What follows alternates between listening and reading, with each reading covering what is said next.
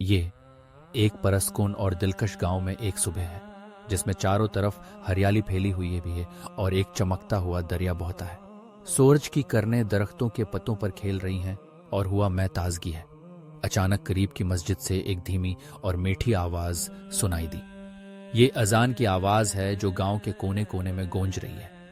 इस आवाज से एक छोटे बच्चे यूसुफ का चेहरा चमक उठता है।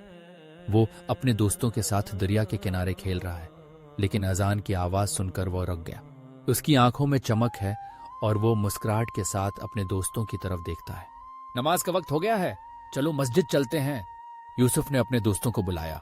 उसके दोस्त इत्तेफाक से सिर हिलाते हैं और वो मिलकर गांव की तंग गलियों से भागने लगते हैं। उनकी हंसी और चीख पुकार गांव के अमन को मजीद मीठा बना देती है। मस्जिद के अंदर यूसुफ और उसके दोस्त नमाज पढ़ रहे हैं। नमाज के बाद वो यूसुफ के दादा शेख इब्राहिम के गर्द जमा होते हैं। शेख इब्राहिम लंबी सफ़ेद दाढ़ी वाले मेहरबान और अक्लमंद बूढ़े हैं। वो एक बड़े दरख्त के नीचे बैठा है, उसके हाथ में किताब है। आओ बच्चों, मैं तुम्हें कुरान की एक कहानी सुनाता हूँ, शेख इब्राहिम मुस्कुराते हुए कहते हैं। बच्चे एक दायरे में बैठे हैं, इनकी आंखें तजस्सुस से चमक रही हैं। शेख इब्राहिम कहानी का आगाज हजरत यूनुस अलैहिस्सलाम और एक बड़े आदमी के किस्से से करते हैं। मंजर एक मुतहर्रक फ्लैशबैक में बदल जाता है। हजरत यूनुस अलैहिस्सलाम अपनी कौम को अल्लाह की इबादत की तरगीब दे रहे हैं। जब लोग उसकी पेश कदमी को मुस्तरद करते हैं तो वो मायूस हो जाता है और जहाज पर सवार हो जाता है। अचानक एक तूफान उठता है और हजरत यूनुस अलैहिस्सलाम समंदर में गिरते हैं, जहां एक तीव हेकल इन्हें निगल जाता है। उली के पेट में यूनुस अलैहिस्सलाम अल्लाह से माफ़ी मांगते हैं। वो दुआ करता है कि ए अल्लाह मुझे माफ़ कर दे। अल्लाह उनकी दुआएं सुनता है और उन्हें समंदर के किनारे छोड़ देता है। अल्लाह सबसे ज्यादा रहम करने वाला है।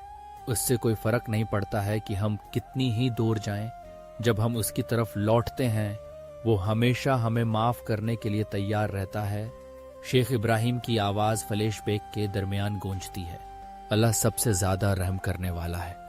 उससे कोई फर्क नहीं पड़ता है कि हम कितनी ही दूर जाएं, जब हम उसकी तरफ लौटते हैं वो हमेशा हमें माफ करने के लिए तैयार रहता है। शेख इब्राहिम की आवाज फ्लैशबैक के दरमियान गूंजती है। शेख इब्राहिम ने जवाब दिया, वो ना उम्मीद महसूस कर रहा था मेरे बच्चे, लेकिन अल्लाह ने उसे सब्र और ईमान की अहमियत सिखाई। हमें हमेशा अल्लाह के मंसूबे पर यकीन रखना चाहिए, चाहे चीजें कितनी ही मुश्किल क्यों ना हो। अगले दिन जोसेफ को एक चैलेंज का सामना है। वो स्कूल के मुकाबले की तैयारी कर रहा है, लेकिन वो घबराहट और गैर यकीनी महसूस कर रहा है। अचानक उसके जहन में दादा के अल्फाज गूंजे। वो अल्लाह से मदद मांगता है, ऐ अल्लाह मुझे अपना बेहतरीन देने में मदद करो और अपने मंसूबे पर यकीन रखो। जोसेफ में एक नया एतमाद बेदार होता है। वो मुकाबले में सबकत ले जाता है और उसके दोस्त उसकी तारीफ करते हैं। दिन के अख्ताम पर जोसेफ और उसके दादा सूरज को एक पहाड़ी पर ग्रूब होते देखते हैं। शेख इब्राहिम कहते हैं, याद रखो यूसुफ, हदायत की रोशनी हमेशा हमारे अंदर रहती है। ये अल्लाह की तरफ से आती है और हमें सीधा रास्ता दिखाती है। यूसुफ मुस्कुराया और जवाब दिया, दादा आपका शुक्रिया, मैं हमेशा अल्लाह पर भरोसा रखूंगा और उसकी हदायत पर अमल करूंगा। वो लम्हा एक गहरी सोच में बदल जाता है और स्क्रीन सियाह हो जाती है, जिसमें एक मतन लिखा होता है, इल्म हासिल करो, अल्लाह पर यकीन रखो और उसकी रोशनी को तुम्हारा रहनुमा बनने दो।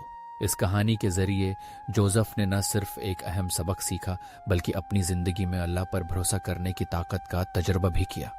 ये कहानी सिर्फ बच्चों के लिए नहीं है, बल्कि हर एक के लिए एक तहरीक है कि हमें हमेशा सब्र और ईमान के साथ आगे बढ़ना चाहिए, चाहे हालात कितने ही मुश्किल क्यों ना हो।